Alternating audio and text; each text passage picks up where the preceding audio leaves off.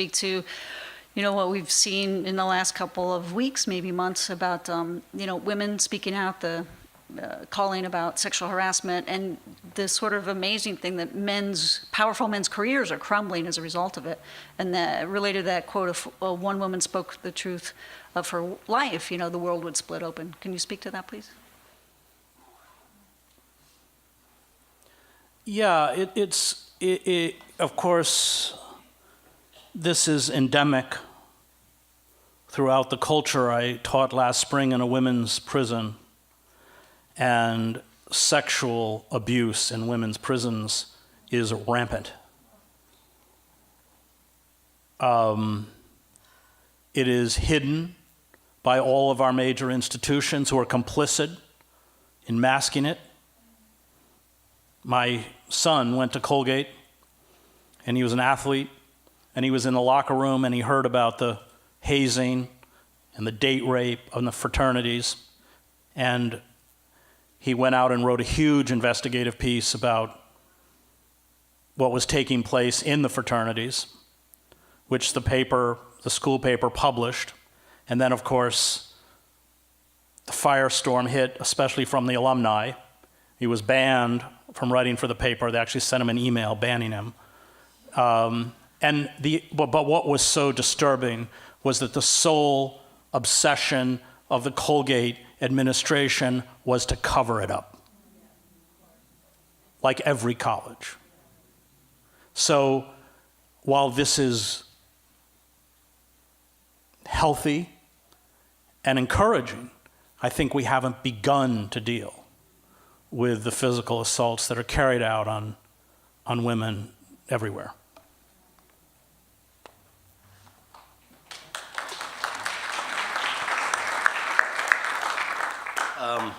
My name is Josh. I'm an activist attorney, and I really thank you for everything you do. I think it's just, especially the stuff I've heard you talk about, people that are part of the resistance.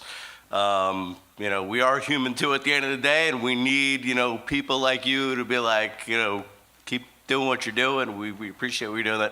That's great. So I sued the Democratic National Committee a couple summers ago about the superdelegate issue, and I know it's not going to shock anybody here, but other people that aren't as in tune as probably most people here are were kind of surprised to hear that my opposing attorney, a guy named Mark Eliash, was not only the attorney representing the DNC in my effort to try to get a temporary restraining order against the superdelegates, but was also an attorney for Hillary Clinton. Not too surprising, but should be surprising. It's just the world that we live in, where stuff like that is completely unethical and wrong doesn't completely shock us, because there's so many other shocking things going on, and I think we're almost like numb to things that might otherwise shock us.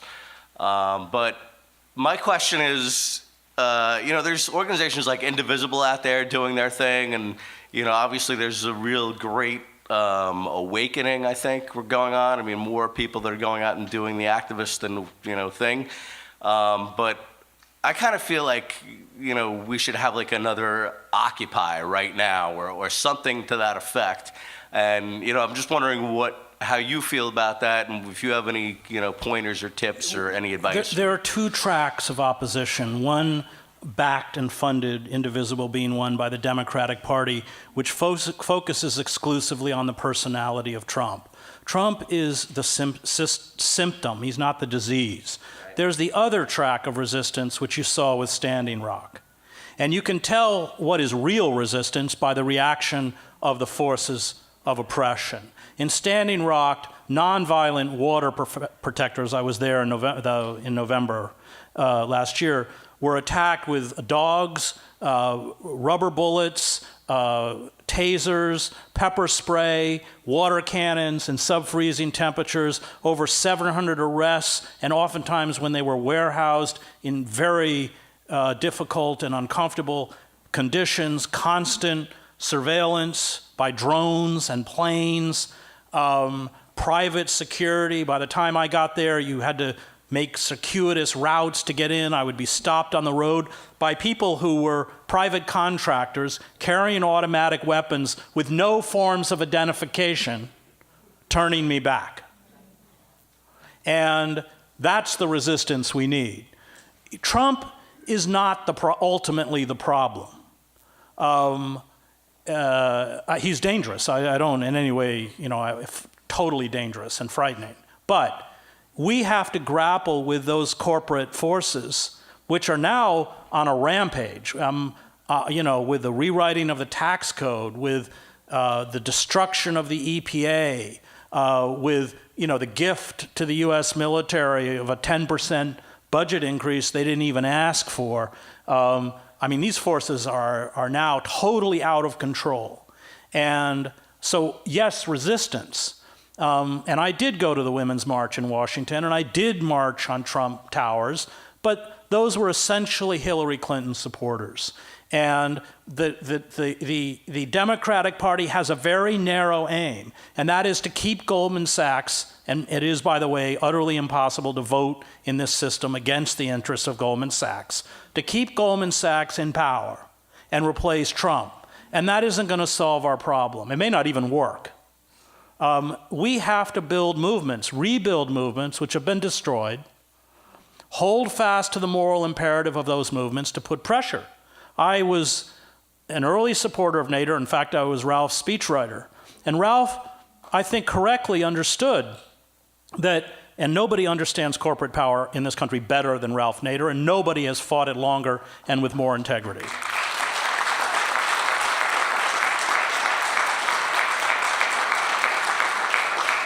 But from the beginning, Ralph said the only hope we have left is to pull 5, 10, 15 million people into the party to oppose the Democrats, to frighten them into responding. And Ralph, who has an acute political sense, probably better than almost anyone I've ever met, the day Trump announced his campaign for presidency, Ralph called me up and said, now I don't want you to make the mistake everyone else is making. This guy is dangerous. Don't write him off as a joke. And the day after Trump's election, he said everything we tried to stop has now come to pass. We have to rebuild those movements. That's our only hope. And we have very little time, given the ecocide that is, look, once the polar ice caps are gone, it will take thousands of years to bring them back, if they come back. This is an emergency. We have no time left. No time to fool around, no time to be ignorant about the structures of power, and no time to be squeamish about standing up to what I would not only call this corporate system of radical evil, but in theological terms, a system of death.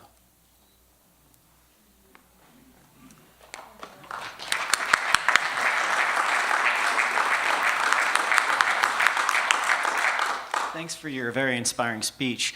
I have a question about resistance. It's kind of a follow-up to the question of the gentleman in the red shirt. And it's basically a dramatization of an internal conflict that I've been having, which is that if you conceive of the activity and orientation towards power that ought to be valorized as resistance and hold that up as the only model, then that seems to presuppose that power is always going to be corrupt. And perhaps there's a way in which that type of orientation feeds into a left allergy to power that is partly why the right has always won through, recently, over the last several decades. And so my question is, do you think that the left ought to be talking about words like hegemony, about seizing power, and perhaps even in a way that doesn't necessarily involve having to bring all the Trump supporters along? Well, it's basically like, okay, you're ecocidal, so you deserve to be disenfranchised, and perhaps we can work to address your problems for you. Obviously, you want to put people in power who are open, amenable, and rational. However, those putting, let's say, a Bernie Sanders in power is useless without movements, because you have all this power coming from ExxonMobil and Raytheon and Halliburton and Citibank and our only power is our organization, is our ability to organize. And if we give that up, it doesn't matter who's in power. So, what is it? Go back and read the history of the New Deal. Roosevelt was not, like Abraham Lincoln in slavery, by the way, was not, some enlightened oligarch who wanted to help. He had pressure. The Communist Party, which we've kind of written out of our history, the Progressive Party, the old CIO, these were powerful forces. And there's a letter, a private letter, that Roosevelt writes in the early 30s to his fellow oligarchs, which says, in essence, we better give up some of our money now, because if we don't, there may be a revolution and we may lose all of it. And that's how we got the government providing 12 million jobs in public works and Social Security. But those movements are gone. And we're utterly disempowered. We have to reclaim our power. And so, yes, we want to support progressive candidates, socialist candidates, but not at the expense of the integrity of our movements, and with an understanding that power always corrupts. Because those who get into positions of power, look at the Clintons. I mean, they mainstream this stuff like addicts. I mean, once you get into power, it is intoxicating. And I think for those of us who care about social justice and care about movements, I mean, who was the most powerful figure in 1968 in America? It was Martin Luther King. Because when he went to Memphis, 50,000 people went with him. And we know Johnson was terrified of King, especially when he denounced the Vietnam War. And that's, Eugene v. Debs, which is why Wilson sent him to prison. Why the FBI and Hoover shut down the Wobblies and closed Appeal to Reason and the masses, and they were terrified. And that's what we've got to go. We've got to regain that militancy, that moral integrity, and rebuild those movements, and not be fooled by thinking that, we've elected some savior. Ella Baker got it. We don't need strong leaders. We need strong people. Thanks.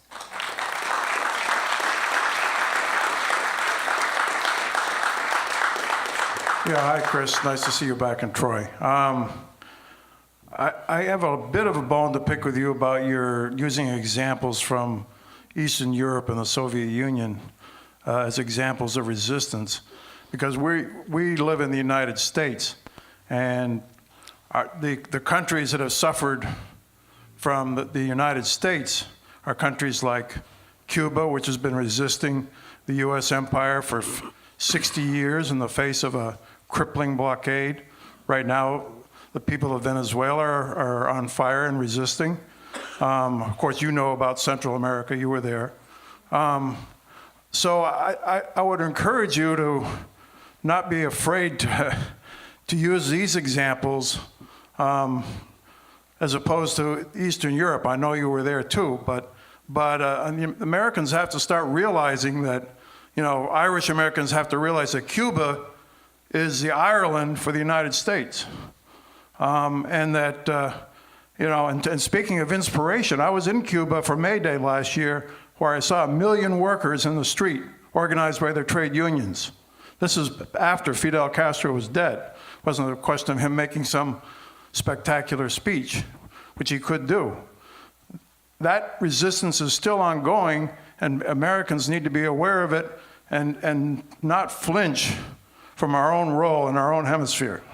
Well, yeah, Thanks. and I think I've spent a lot of time talking about American imperialism, not maybe as much tonight, but I think this is a global struggle against the forces of corporate capitalism, which really are supranational, that have no real boundaries. So that those courageous students in Kashmir and everywhere else who are fighting against the Modi government are really fighting our struggle in the same way that those in the Arab Spring are fighting our struggle, is the same way Podemos is fighting our struggle. It's one struggle, and I think we have to regain that internationalism and that international solidarity, because we're fighting the same forces, literally. ExxonMobil, Goldman Sachs, that have poisoned those societies like they've poisoned our own.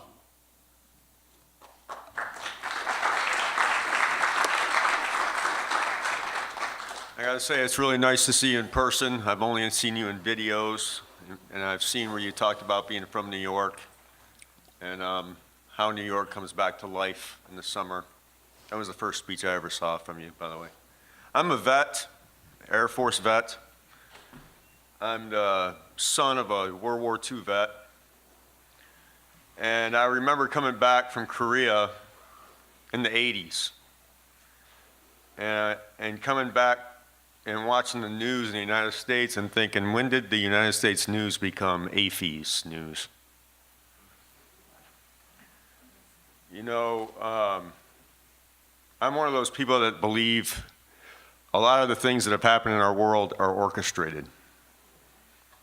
9/11, I believe, is an orchestrated event. I also believe that, like I think his name is Brzezinski, talks about the grand chess game, and the grand chess game for resources. And the Bush administration saying, look, give me a reason to go into Iraq.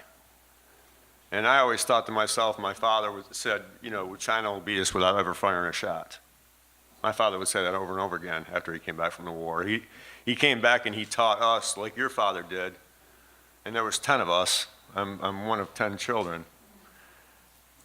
He wasn't a bigot against the Germans coming back from World War II, and this is a man that was part of the Normandy invasion. He wasn't a bigot against blacks. He wasn't a bigot against any race, Japanese. And you think somebody coming back with that kind of shell shock would be, especially since it took him years to get over it before he got married and had 10 kids. You know, Naomi Wolf talks about the 10 steps to bring down a democracy. My question to you is, in any way, do you believe what's happening in our world and in our government is not just radical Islam rebellion, but orchestrated by our own government? You mean in terms of jihadism and these attacks? Almost like they know something we don't about the resources of the world, and they're going to do anything to get them. Yeah, well, I mean, this is the core of why empires exist, which is to take control of natural resources and exploit cheap labor. That is what all empire is about. And they have all sorts of wonderful ways to cover it up and make it, you know, the white man's burden, and you know, exporting democracy. And you know, one of the most ridiculous was liberating the women of Afghanistan through the 101st Airborne. So yeah, it's a very cold and calculated and cynical game. And the oil companies wanted the oil in Iraq. That was it. And Cheney came out of that world. We know it. And that's what empire exists for. And they work overtime to mask the reality of empire, because of course they got to get working class kids to go over there and get themselves killed or their legs blown off or something with an IED in order to maintain it. But yeah, it's a very cynical, cold, cruel, at its core. Yeah. My name is Willie Dean. In less than 20 seconds, I'm going to make an observation, make a statement, and ask a question. I never hear anyone refer to our country or our government as a republic. I think a republic and a democracy, the Venn diagram of the two, has an overlap. Those areas that are not overlap are mutually exclusive.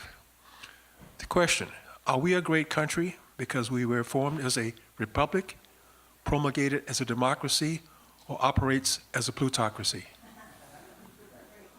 Well, the two founding institutions,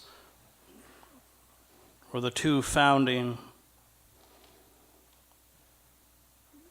practices of America were genocide and slavery. And as Howard Zinn points out in The People's History of the United States, which I considered a small coup that when I teach in the prison, I have to write a summary of what it is I'm going to teach.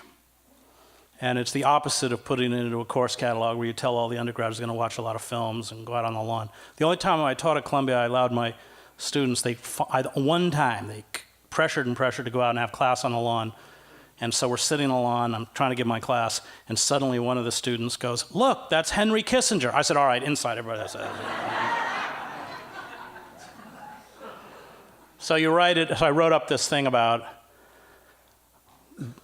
how our country was formed, the three branches of government, representative democracy, and they passed it, and then I went in and gave all of my students the People's History of the United States.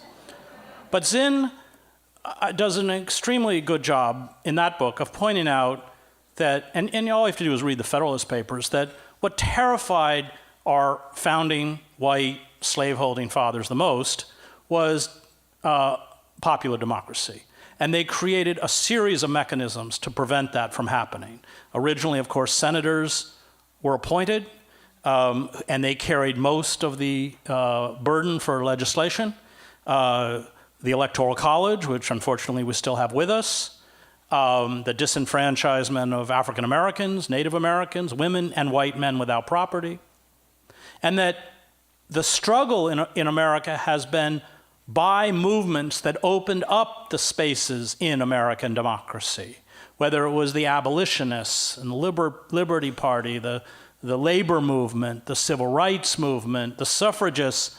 All of them fought to open up that space so that what democracy we had didn't come from our deified founding fathers. And somebody should go back and read what they wrote about doing to Native Americans. It's absolutely blood-curdling. And Washington became the richest man in the United States by seizing Indian land and selling it to speculators. It came from those movements. That's the reality of America.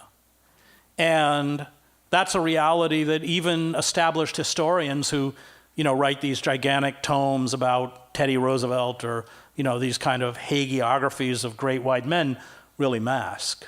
So we were never found, the founders of our country never wanted a functioning democracy because they were terrified of the mob and because they embraced this Lockean concept of the primacy of private property. And built their legal system around it, crushed all sorts of rebellions after the Revolutionary War, like Shays' Rebellion, isolated, and then finally, in massive press campaigns, discredited the one true revolutionary among that founding group, which was Thomas Paine. And Eric Foner's book on Paine is really good if you want to go home and read a good book. So it's we. And upstate New York was filled with radicals at one time. It's we who created the democracy. It wasn't given to us. And now they've taken it away, and we got to get it back.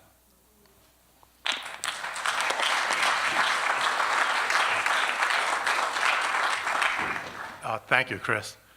The book, Death of a Liberal Class, transformative for me, along with The Revolt of the Elites by Christopher Lasch. I'm going to read something from Mother Jones. It's just one sentence, and I would ask you to respond. Sometime in the next 40 years, robots are going to take your job. Well, it's not even 40 years, as anyone who works in an Amazon warehouse will tell you. It's automation. Look, capital has two goals: the maximization of profit and the reductions in the cost of labor. That's it. And they do that by offshoring, outsourcing jobs, and automation.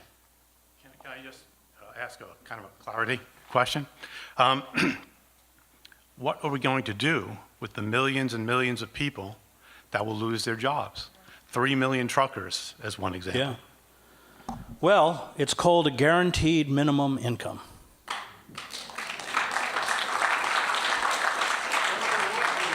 for all Americans, including parents who stay home with their children, the elderly, the disabled. Yeah, I gave a talk in Canada, I think it was in Winnipeg. It's great to go to Canada because I'm kind of a moderate. And so I gave this talk, one of my screeds, and then I noticed in back of the room there were all these professors. It was the whole economics department, all of whom were Marxists. Imagine that in American university. And when I finished, one of the professors stood up and he said, all right, before he begins, I want all the students to know he's just a radical Keynesian, which isn't wrong, because I don't share Marx's or Marxist utopianism about human nature. But I do look at Sweden in the 1970s, when they had a functioning socialist system, where there was no poverty. They eliminated poverty, which we could do. Education was free, healthcare was free. Even when I lived in Switzerland, the taxes were high, but there weren't homeless on the streets. The mentally ill were not thrown onto heating grates or locked into prison cells and given psychotropic drugs to turn them into zombies. A senior high school teacher earned as much as a doctor. And that's what we have to do. But to do it, we have to overthrow these corporate forces. And let me just repeat that in case someone from Homeland Security is here. That's overthrow, O-V-E-R-T-H. We have to nationalize the banks. We have to nationalize public transportation. We have to abolish student debt. We have to create a guaranteed income. We have to create a rational. These are radical transformations. And then we have to gear the society to saving ourselves from ecocide. And I think the evidence is in that the ruling elites don't have any interest in doing any of it. So it's up to us. Because either we are going to carry out the most radical transformation in human history, or we're going to go extinct. That's it. So that's our choice. Good evening, and I thank you so much for coming. I've read your books, I've been following you, and I've been excited all week to hear what you have to say. I have two questions, but first I want to share there's a Spanish proverb I love, it's a lot of cultures, is he who tells the truth should keep one foot in the stirrup. And so... Well, that's better. That's better than Socrates, Yes. who said that if you try and tell the truth to the mob, they'll kill you. So, I was reminded of the movie The Year of Living Dangerously about the Sukarno coup, and the mantra in there was, what must then we do? And so I have two questions. One's a quick one because I can't figure this out, but it's probably because I know the answer. I don't want to know the answer. Is why do you think Bernie didn't go for a third party and take it all down? Because I think he could have. But my second and longer question, and I don't think you're going to get to it all tonight, but I really want to challenge you to start to do this. I'd like to read your thoughts on this. As a social worker and an activist, we try to partialize the problem, break it down. So you got goals, objectives, and bits and pieces. Because when you say, we have to do movements and we have to resist, it really needs to be broken down more than that. And the problem is that there's so much of a swirl of so many issues and so much difficulty, and who do you work with and what do you do, that it's actually the choices and the alternatives are really overwhelming.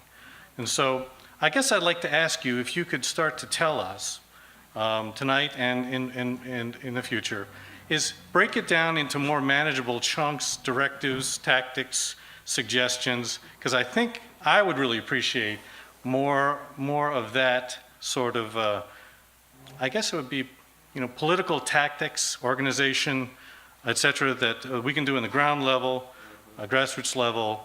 I would really appreciate that from you. well, first on the issue of Sanders. So the night before the climate march in New York, I spoke with Bernie, with Shama Sawant, the great socialist city councilwoman in Seattle, and Bernie hadn't announced yet. And Shama and I pushed him on saying, you have to run as an independent. And Bernie's answer was, I don't want to end up like Ralph Nader. And what that answer said was this: if I step out and defy the Democratic Party, the Democratic Party establishment will destroy me. It will push me out of my Senate seat. It will discredit me, and I will become a pariah. That was not a wrong assessment. That's what they would have done. But at that decision, Bernie failed. Because if we're going to build an alternative movement, it is not going to happen in one election cycle. And Bernie's quote-unquote revolution ended up Bernie traveling around the country telling everybody to vote for Hillary Clinton. And it was for that reason, not that it would have made any difference or that he even cared, but I wouldn't endorse him. The other problem with Bernie is that he did not address the fundamental issue that is causing the destruction of the United States, and that is called militarism. And it used to be, many of you remember, that there were lone Democratic senators like Proxmire who would at least challenge certain weapons systems. That's gone. The Pentagon gets weapons they didn't ask for, even weapons they didn't want. And what's happening is like the Roman Empire that was, I think, running a 1 million-man army, the internal guts of the empire crumbling. And rather than respond by addressing chronic underemployment, unemployment, and all these numbers, by the way, are fixed, completely mendacious. I mean, real unemployment is probably running 20%. Because you can work, 28 hours a week at Walmart, which I think is what the average Walmart worker works. You're still below the poverty line. The Walton family provides you with applications for food stamps because you get it. The Walton family makes $11,000 an hour. And, so we can subsidize their fortune, but you're counted as gainfully employed. And then, of course, if you stop looking for, et cetera. So if we don't confront the military establishment, nothing's going to change. We've got to destroy it because it's destroying us. And what they're doing is bringing back the harsh forms of control on the outer reaches of empire to the homeland. Militarized drones, militarized police, wholesale surveillance, lethal force against unarmed civilians, especially people of color. And that's what happens. Thucydides writes about it. In the breakdown of the Athenian Empire, he said the tyranny Athens imposed on others, it finally imposed on itself. And Bernie wouldn't address that issue. So he's kept his Senate seat. It looks like he's going to try and run again in the Democratic primaries. But I don't believe that I think the Democratic Party will never allow, but they'll allow him to run, of course, because he funnels energy and hope and resources into what my mind is a dead end.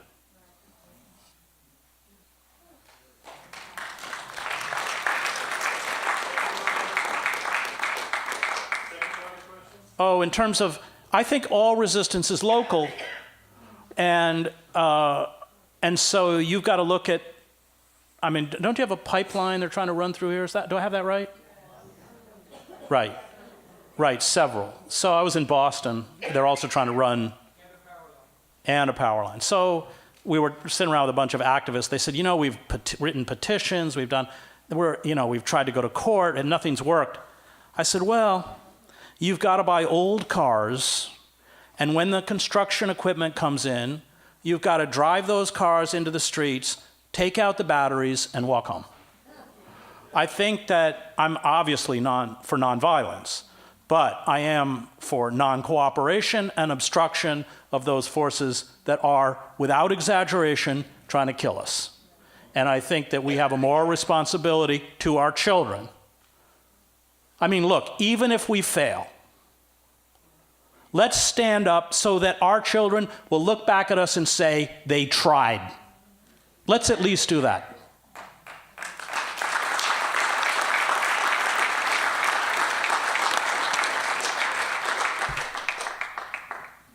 Hi, Chris. I have my question on my phone because I always get nervous when I speak in front of a microphone, so forgive me for that. I've been trying to find a way to see you speak in person now for a few years. I originally saw your speech at Rockford College in my speech and debate class during my junior year of high school in New Mexico. The cutting you off, the denial of your anti-Iraq speech. I knew then, as I do now, that there is value in your truth. Over the course of the election season in 2016, people within progressive circles revolved your articles, and I've continually read your editorial on TruthDig and have found value in your work. And since I go to Hampshire College, the liberal cesspool of Western Mass, and we are known for denouncing whiteness, I cannot leave today without asking a question. Here's something I found, an observation.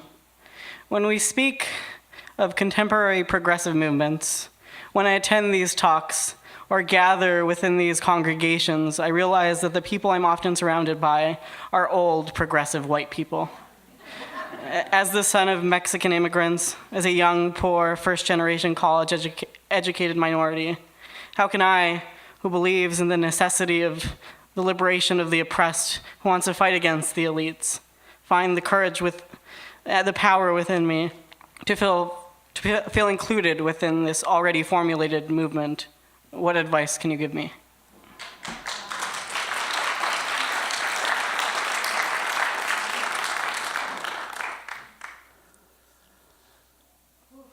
Part of the reason that your observation is correct, that those of us, I have to include myself, who champion this position are older, is historical memory that we have that has been erased for the wider culture. And I think that there's no shortage of people in this room who, like myself, even though I was a boy, were formed by the 60s, which was the last period of open, direct democracy in this country, and which, with the Powell Memo of 1971, the corporations set out to destroy what Samuel Huntington called the excess of democracy. So I think a lot of it is historical memory that the state has quite effectively obliterated. But since we were there, I think that's part of it. The other issue, and this is really directed at progressives and liberals, is that too often oppression is an abstraction. They may speak against oppression, but it's not a real experience. They have no tangible experience with it. And I think that's very dangerous. And all of my life, I have, as a reporter, been in the developing world, Latin America, the Middle East. I covered the war in Yugoslavia, months of my life in Gaza. Because, especially as a white male, privileged American male who was working for the New York Times, I had to remain in close contact with the oppressed, not just to tell their story, although that's what I tried to do, but because, and we can go back to Kierkegaard's understanding, I realized that if I didn't build real relationships with the oppressed, that the empathy as an abstraction would become very dangerous and often transform itself into an intolerant moral purity. And so when I came back to the United States, again, I teach in a prison for that reason. Days of Destruction, Days of Revolt, which I did with the great cartoonist Joe Sacco, is written out of the poor. So 2 years we were in the poorest parts of the country, including Camden, New Jersey, which per capita is the poorest city in America, Immokalee, Florida, with the produce workers, all of whom are from Central America and Mexico. And I think that, what is it that, despite everything around us, what is it that finally drives us? Or I can speak for myself. It's anger.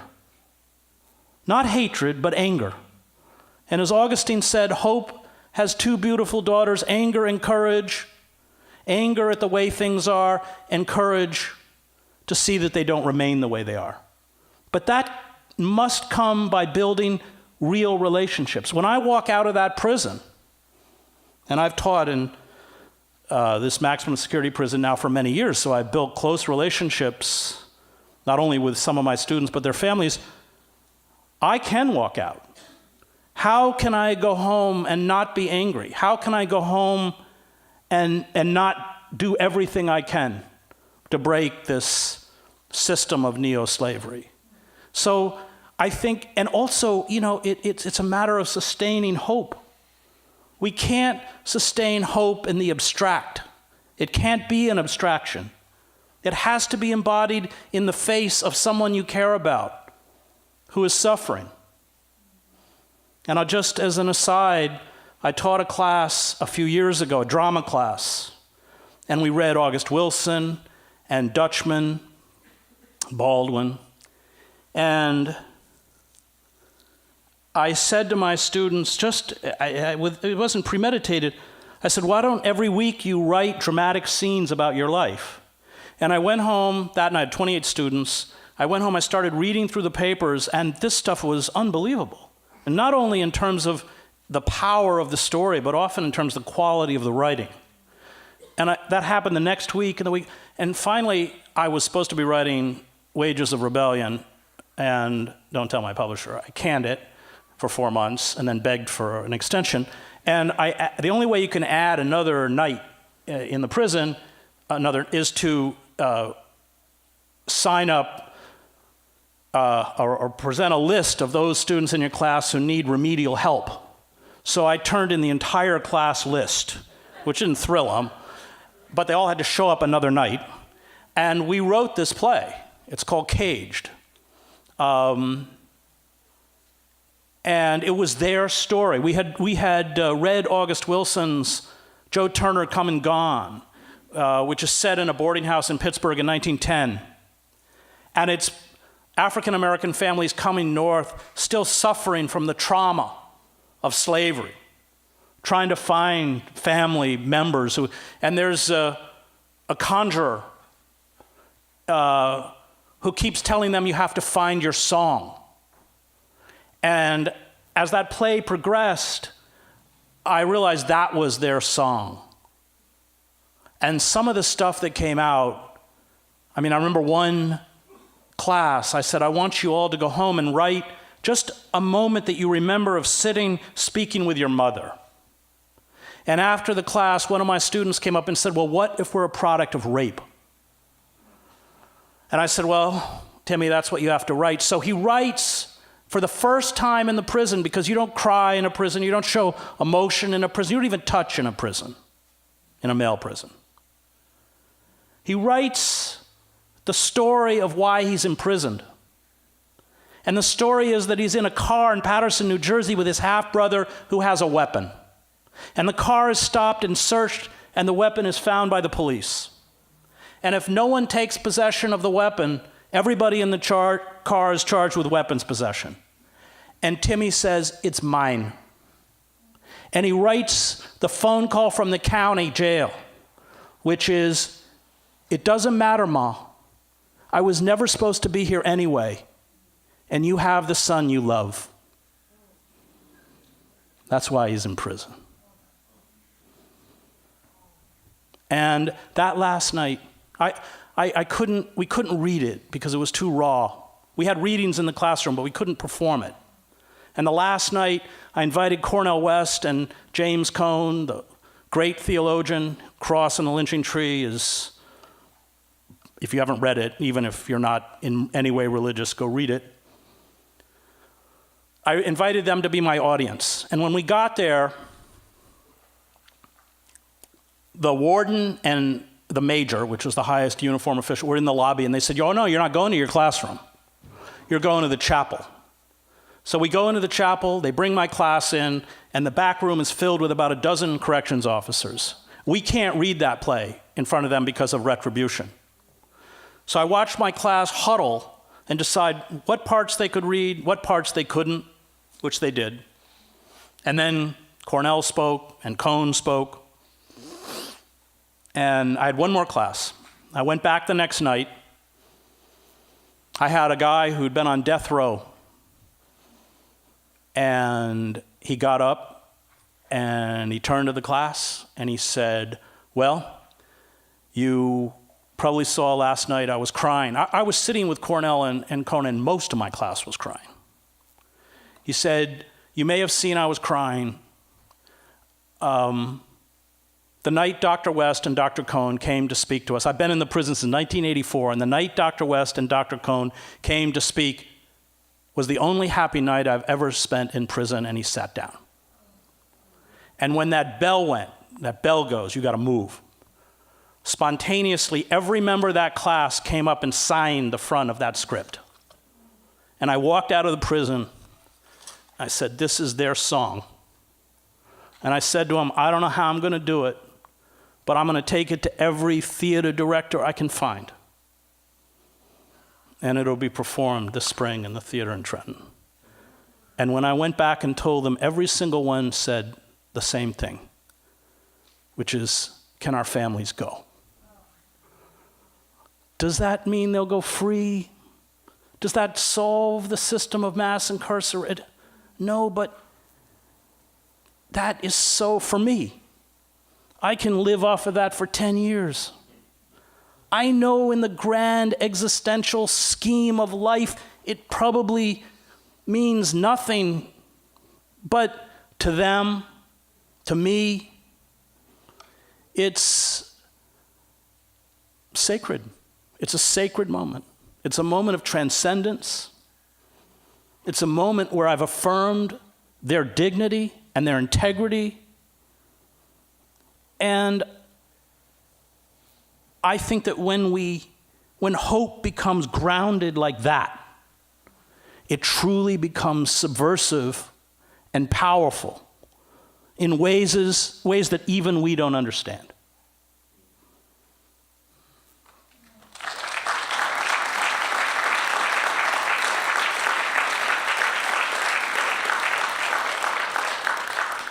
Hello.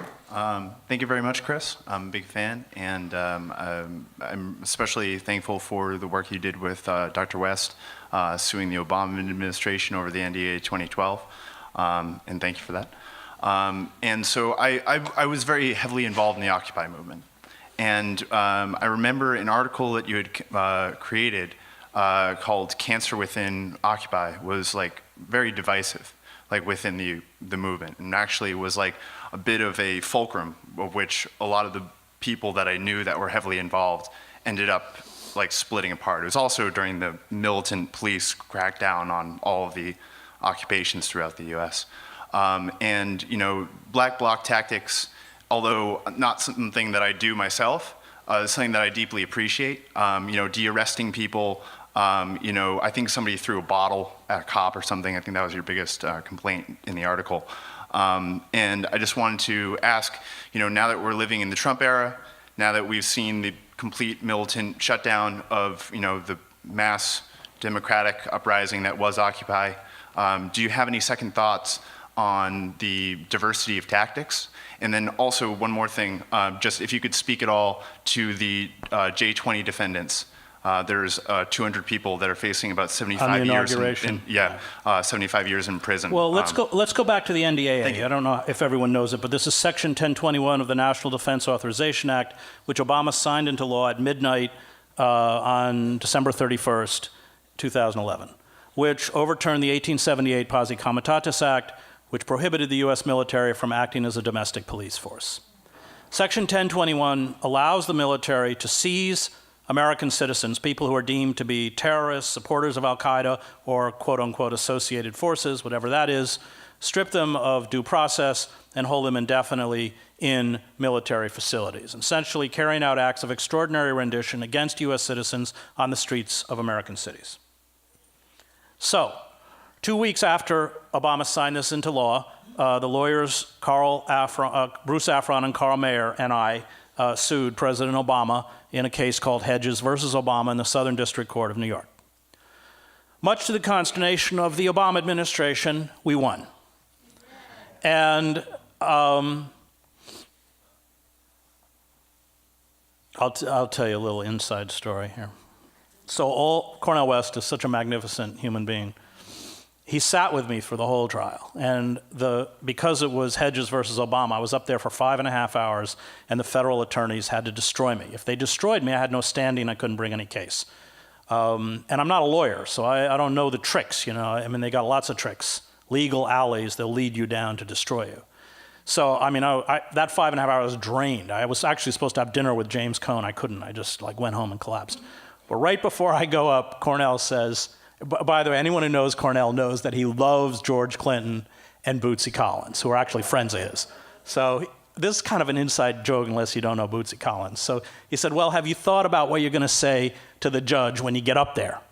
And I whispered, yeah, Judge, how about some of that Shiggy Wiggy? That's from a Bootsy Collins song. So. And then what happened was, so she issued an injunction against the law, a temporary injunction, and suddenly her chambers, she did that on a Friday, her chambers were filled with lawyers from the NSA and all sorts of people who are now not out of the federal attorney's office, in the name of national security, had to be put back into place. And we knew they'd respond, but why would they respond so aggressively, so quickly? And I think it's because they already had US citizens, dual nationals in Bagram or other black sites, and they didn't want them out. And she, to her credit, Catherine B. Forrest, refused. And to the New York Times credit, by the way, the New York Times was one of the very few news organizations that covered the trial and then wrote an editorial in support of Judge Forrest's decision. And that Monday, they went to the Second Circuit and the appellate court, which we had to go to in the appeal, and they lifted the temporary injunction. So that's what so in that NDA case, in her opinion, she writes that this allows the government, she actually brings up the case of 110,000 Japanese Americans who were interned in World War II. She said it allows the government to criminalize an entire group of people and imprison them indefinitely without due process in military facilities. Who would they go for first? Muslims. Who would they go for second? Black Bloc, anarchists, Antifa. Without question. And I remain very critical of both Antifa and Black Bloc for this reason. Revolutions are fundamentally nonviolent movements. I mean, I was in Sarajevo during the war.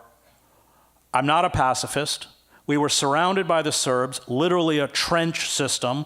We were being hit with 2,000 shells a day, constant sniper fire, 4 to 5 dead a day, 24 wounded a day. When I got there in 95, 45 foreign correspondents had been killed.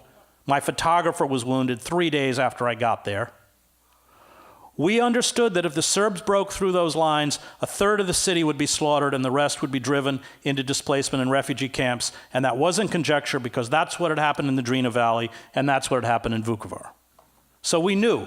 And at that point, the poison of violence, you're not immune from it, but you don't have a choice. But that's different. If foreign occupation, the independence war in Algeria, what's happening in Afghanistan, the foreign invader only speaks one language, you don't have a choice. Revolutions are not like that. And all the theorists of revolution, Crane Brinton, Jeffrey Davies, and others point out that no revolution succeeds unless a significant part of the ruling apparatus defects. That was true in Russia. So they send the Cossacks in to Petrograd to quell the bread riots. And the Cossacks join the protesters. The Tsar lasts another week in power. Erich Honecker sends an elite paratroop division in the fall of '89 down to Leipzig. The Communist Party authorities in Leipzig refused to let them fire on the crowd. Honecker's out of power. That's how it works. And the language of violence is the one language the state can speak better than us. I mean, just on a practical level, unless no insurgency is successful, unless it has a border state that is willing to supply it with weapons and allow it to train. That was the role of Tunisia, for instance, in the war in Algeria. We don't have it. It's not practical. It won't work, aside from the moral implications. The only hope we have is a massive, nonviolent movement, sustained civil disobedience and non-cooperation. And when you put Black Bloc and Antifa into, as we saw in Oakland, they were not much of a presence in Zuccotti, but they were in Oakland. When you put them into these groups, they do two things that are a gift to the state. First, they frighten away people who don't engage in those tactics. And that is the fundamental to any counterinsurgency campaign. You have to demonize the protest group to make them manageable. And then use them to perpetuate fear so that other people won't join them. And that is essentially, I think, the danger. The other problem is that they're not like the old like Emma Goldman, or so. They're not those kinds of anarchists. It's this kind of spontaneous catharsis. I mean, resistance is not about catharsis. It's about organization, discipline, and strategy. I mean, I'm not a Leninist, but go back and read Lenin. I mean, he certainly understood how to do a revolution, and he hated this anarchic violence, even though his brother, of course, was hung for the assassination plot on Alexander II. But he hated it. He saw it as detrimental to the revolutionary movement. And I think that, these groups, perhaps unwittingly, although I think they're heavily infiltrated, serve the interests of the security and surveillance state. And you spoke about the Occupy. It was called the cancer of Occupy. And if I have to take anything back, I probably should not have used the word cancer. That is often used by totalitarian forces. But I do believe that they, not on the East Coast, but certainly on the West Side, that Oakland was the most powerful Occupy movement, and I think they were, I know the leaders of certainly the African-American community, Ishmael Reed and others, and they were very, very angry. And the other thing is they came from the outside. I mean, especially to a city like Oakland, where African-American leaders have been resisting, putting up heroic resistance against white supremacy, police repression, redlining, and everything else. I think when you come down from Eugene, Oregon, and you're a white kid, you're listening to the people there. You're not determining. It's their town. And as Ishmael Reed says, I don't really have a problem with them throwing rocks through windows, but not in Oakland. Why don't they drive up to La Jolla and throw rocks through Romney's windows? That's fine with me. I think, I don't think we're going to win that way. And we got to win. So that's my take on Black Bloc and Antifa.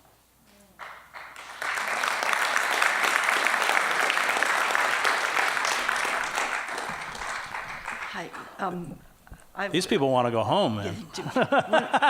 This is the last question. Oh, okay. Okay, so. Don't forget your phone, even though it's a lot nicer than mine.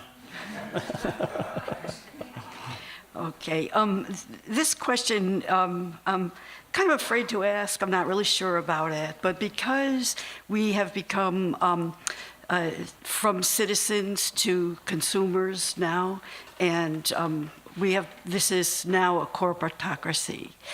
In addition to the things we do for resistance, hopefully nonviolent, one of the things that has been turning around in my brain for a number of years now is I've been wishing that we could have something like a Buy Nothing Tuesday or something where we fight back with our pocketbooks economically.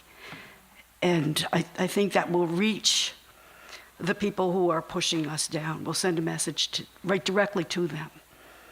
What do you think? I think the more we, in our personal lives, starve the corporate state, because 70% of the U.S. economy is driven off of consumption. So the more that we can impede their profits, the better, in any way possible. I think the problem is that it's probably better to try and organize that in Troy rather than nationally, because, and especially now with the complete consolidation of the media. I mean, CNN is a joke. It's not news. It's all Trump all the time, all Russian smoke and tweets and counter tweets, and it's just a carnival act. And they love it because they make a lot of money, They completely created, I mean, Mark Zucker, who runs CNN, ran NBC, he created the whole fictional persona of Trump under The Apprentice. It's the gift that keeps on giving. It's a symbiotic relationship. You have all these incredibly serious things happening around the world, from Yemen to mass shooting to, and of course the voices of the poor, which are half the country, are utterly invisible. I mean, it's like a giant gong show that never ends, in which, and CNN made more money last year than they've ever made, and they're set to make even more this year. So it's very cynical, and so I think that we don't have any platform, and the internet ain't going to work.